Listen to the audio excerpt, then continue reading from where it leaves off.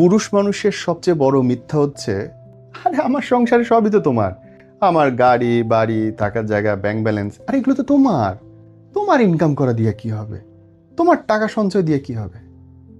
বুঝলে, যদি ঝগড়া লাগে, কোনো একটা ফল্ট বাড়ায়, একবেলা লাগবে তোমার এই বাড়ি থেকে বাইর করে দিতে।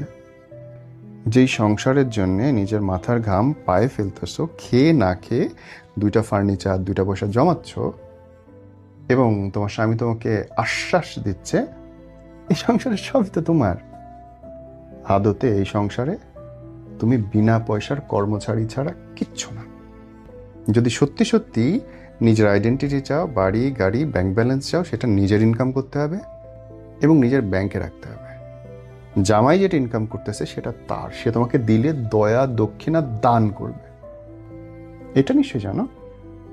খুদের চাইলে পেট ভরে না। যদি এরপরে পরিষ্কার না হয় কান, মাথার ডাক্তার দেখাও, কিংবা আত্মসম্মান শেখো।